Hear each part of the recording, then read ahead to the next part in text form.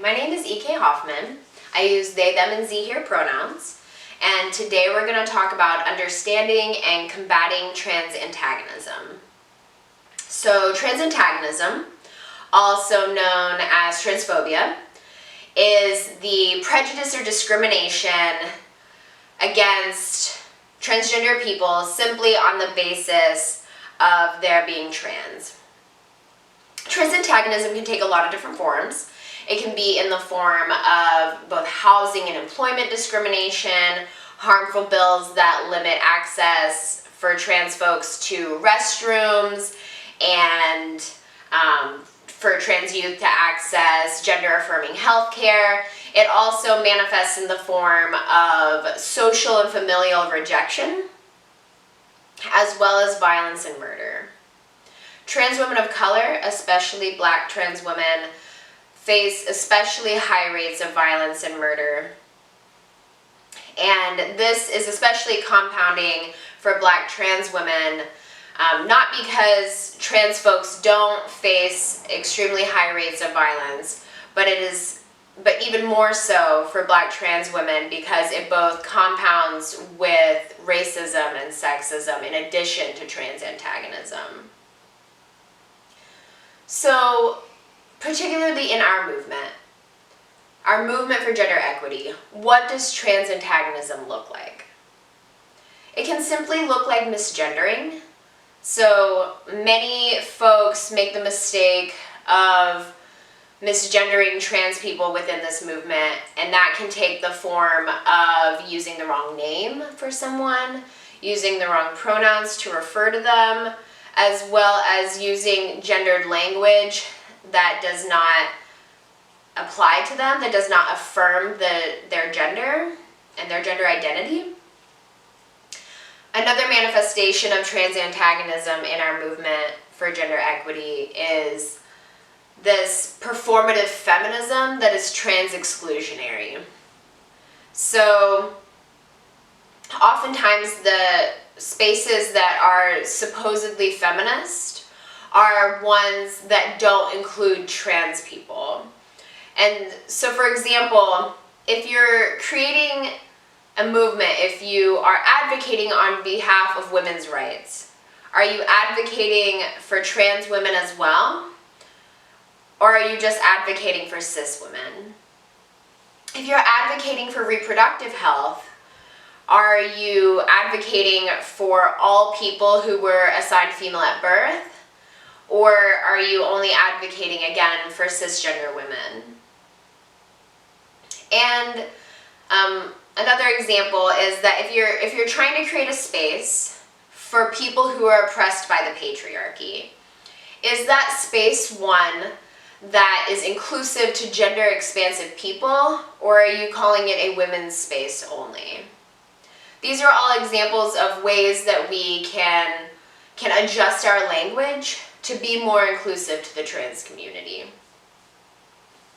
Another way that trans antagonism manifests in our movement for gender equity is having the lack of an intersectional approach. It is an enormous failure of our movement that we don't recognize that marginalization is compounding. Kimberly Crenshaw coined the term intersectionality in reference to the compounding oppression that Black women face along the lines of both race and gender. Not having an intersectional approach means that we totally misunderstand the full aspect of people's lives, and we also fail to understand that the oppression that people face is additionally compounding along a variety of lines, whether it be through race, class, gender, sexual orientation, or otherwise. So what do we do to not be just performative allies? What does allyship look like? So first off, we have to recognize that we can't declare ourselves allies. That is something that members of the trans community can do within themselves to recognize your own allyship. We can't declare ourselves allies. But it's also important to recognize that the transgender community is not homogenous.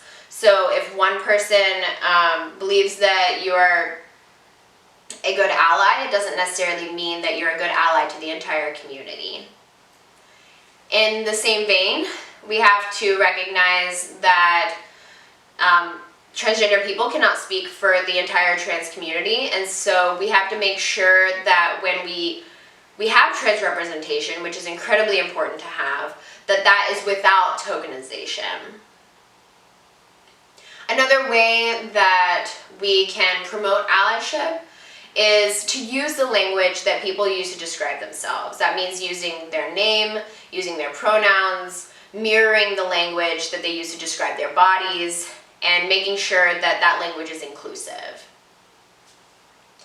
So another way is to create inclusive spaces, and we need to recognize that those spaces can be social spaces, they can be online spaces, as well as physical spaces, and making sure that all of those are inclusive to trans people, whether it be through having gender-neutral restrooms, to ensuring that they are physically safe, as well as just watching our language and making sure that who we're advocating for is for everyone. Another way is that we need to understand the disparities. So in order to be an ally, you have to understand what the community you're trying to advocate with is going through. And in order to better serve us, to better collaborate with us as trans people, to love us, to care for us, you have to understand what we go through. So lastly, you want to challenge trans antagonism, whether it be in yourself internally, throughout society structurally, or amongst ourselves interpersonally. Thank you for your time.